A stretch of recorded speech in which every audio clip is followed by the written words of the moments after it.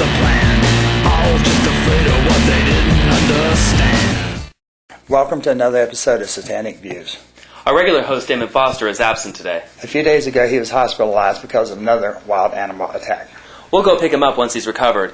But for now, I'll continue my review from Satanic Views number 8.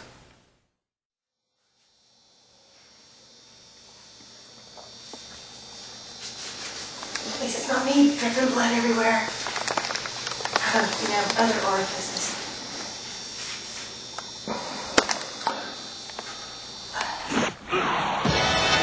In our previous episode, I critiqued Mark-Twain's Letters from the Earth. I shall now read a quote from the book itself. Satan had been making admiring remarks about certain of the Creator's sparkling industries, remarks which, being read between the lines, were sarcasms.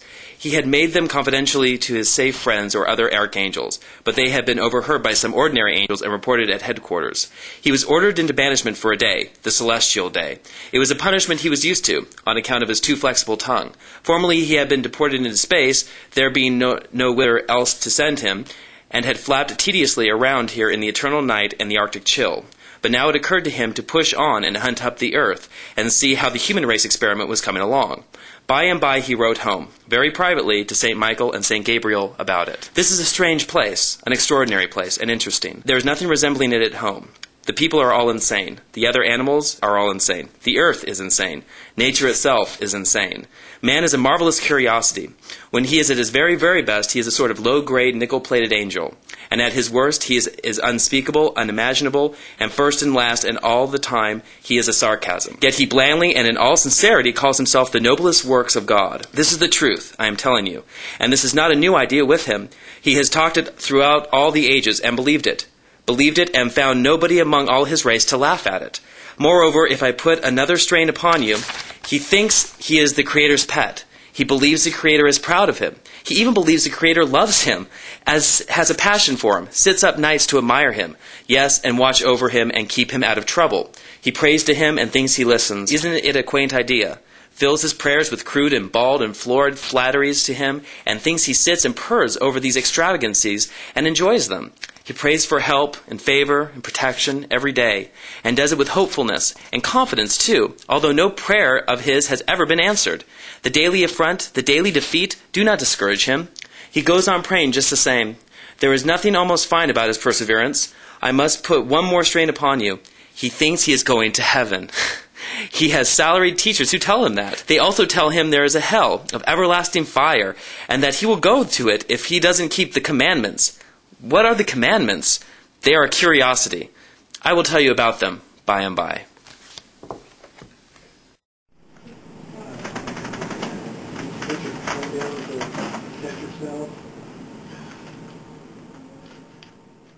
So why would an ex-Mormon get into Satanism?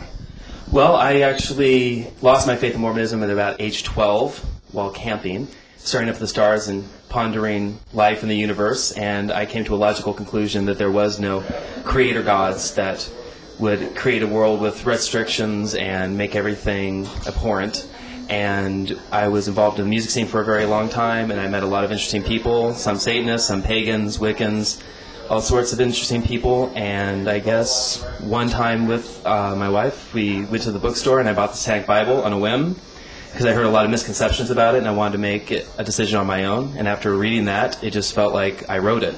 So I guess what they would say is, you're a born Satanist, you don't really are created, is true, since I lost my complete views on Christianity and that sort of religion early on in life, and then it was easy for me to kind of attach myself to the satanic religion and such. And it's been a great experience so far, hanging out with people and talking with people who have the similar views that we have, and just to come from different walks of life and different backgrounds and different religious backgrounds, and how we all came to the same conclusion based on different backgrounds. You have all these people from different areas of the world who come together who just naturally have a predisposition to believe in a certain way or a certain manner, and have different ways of affecting that in different rituals and different beliefs, and just it's very natural for me just to be in the satanic viewpoint. Okay, let me wait. Can you get a urine sample from me right back? Put you in a bed. Yeah, I know, we need to get our own here. So we need to get a little urine from you. Take a right hand turn. And, Damon has finally been released from the hospital, so we're going to go pick him up.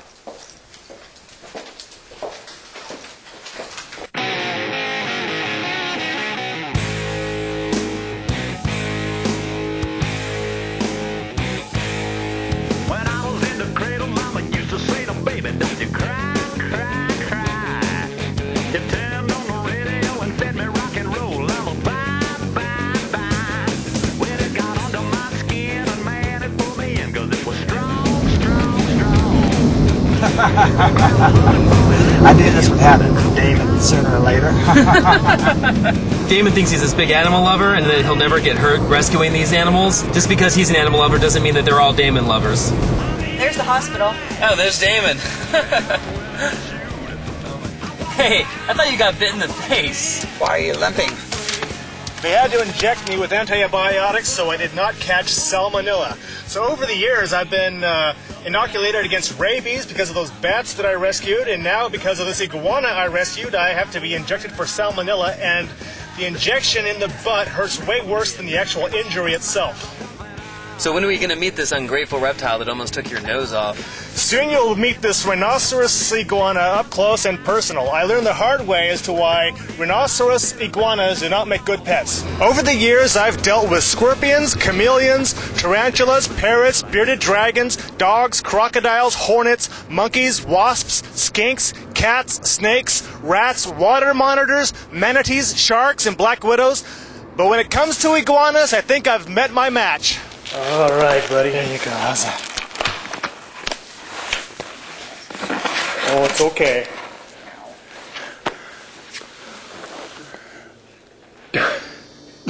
As you can see, I'm slowly getting him used to people, and it's hard to believe that this is the same creature whose jaws nearly put my eye out. All too often, ignorant people get exotic pets without the advanced research needed, and this lizard hospitalized me, and I was ready to get rid of him as a result. But I decided to tough it out and give him a second chance and realize that he and I are in this together.